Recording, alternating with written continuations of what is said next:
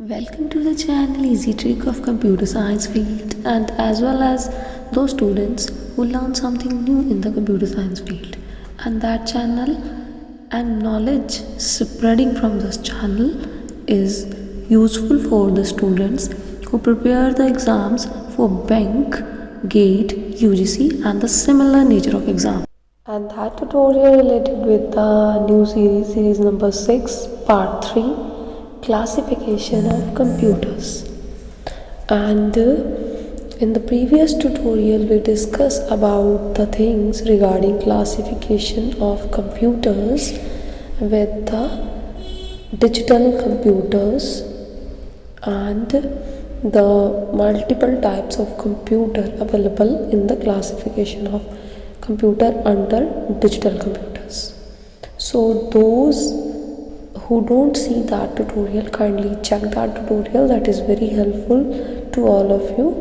The link of the previous tutorials part 1 and part 2 available into the description box. You can check that tutorials also. That will be very helpful in future competitive exam series, definitely. And that is the continuity part of the digital computer. कल हमने mini और micro पढ़ा था, आज main frame computers हैं। और जो main frame computers होते हैं ना, वो एक बड़ा, जैसे आपको घर में एक कैबिनेट दिखता है बड़ा सारा, उसके साइज़ के होते हैं, जिसमें कि अब सेंट्रल प्रोसेसिंग यूनिट तो अवेलेबल था, लेकिन अर्ली जो जनरेशन थी, जैसे जनरेशन 1 में थे ना, उस टाइम के ऊपर जो अवेलेबल थे 1 और 2 में, वो हमारे मेन फ्रेम कंप्यूटर्स की कैटेगरी में ही आते थे। और जो मॉडर्न मेन फ्रेम्स अभी चल रहे हैं उसमें तो मल्टीपल तरह के इंस्टांस भी चलते हैं, मतलब मल्टी टास्किंग भी है। जो पहले थे उसमें सिर्फ सिंगल टास्किंग ही होती थी, सिंगल टास्किंग फ्रेम होते थे। अब वो काम जो है मल्टी टास्किंग इंस्टांस में चला गया है with the help of new operating system. And main frame जो है अब जो अवेलेबल है इस टाइम के ऊपर, वो स्मॉल है साइज़ में एज कंपैरेटिवली। जो हम एक और कंप्यूटर पढ़ेंगे इसके बाद, सुपर कंप्यूटर, उससे तो स्मॉल है।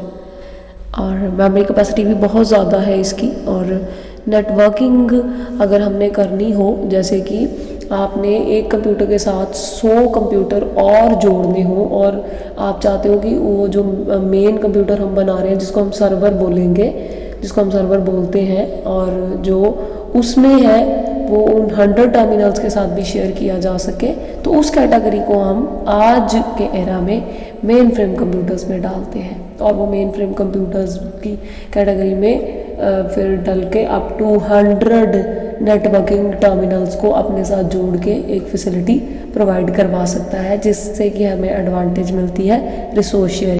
और क्योंकि कैपेबिलिटी इतनी ज़्यादा है, इसलिए ये कॉस्टली तो पड़ता है, एक्सपेंसिव है बहुत ज़्यादा, और 5 to 20 लाख रुपीज़ के बीच में एज पर द रिक्वायरमेंट ये अवेलेबल हो जाता है। डिसएडवांटेज फिर यही कही जा सकती है, क्योंकि नेटवर्किंग में अगर आपको डालना है कंप्यूटर को, तो डेफिनेटली एक कंप्यूटर प्रोफेशनल ही उसके साथ वर्किंग कर सकता है, और ये एक नॉर्मल लेमान यूज़ नहीं कर सकता। और उसमें जो ऑपरेटिंग सिस्टम यूज़ होता है और आप जो विंडोज़ यूज़ करते हो, उसमें बहुत ज़्यादा डिफरेंस होता है। तो वो टोटली एक प्रोफेशनल पर्सन के लिए चीज़ बन जाती है। तो ये चीज़ उसकी डिसएडवांटेज के पॉइंट से भी एंटर कर जाती है कि एक लेमान तो इसको यूज़ कर नहीं सकता।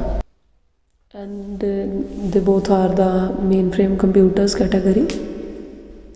The first one is the IBM System 3 and the second one is the AS400.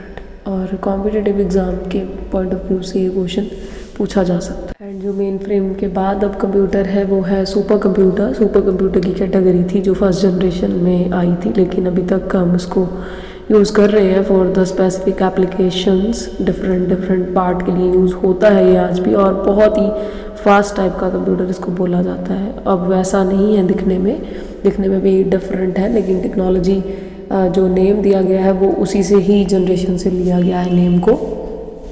और जो सुपर कंप्यूटर अब भी यूज़ हो रहा है वो स्पेसिफिक किसी स्पेशल टाइप की एप्लीकेशन के लिए यूज़ हो रहा है। जैसे मैंने आपको कल बताया था कि वेदर फोरकास्ट करनी हो, तो जो वेदर फोरकास्ट जैसे फुल फ्लैज वर्ल्ड की देखनी हो आपने, या उसमें से किसी रीजन की देखनी हो, तो वो आज भी सुपर कंप्यूटर की हेल्प से जो है रीजन से उठाई जाती है।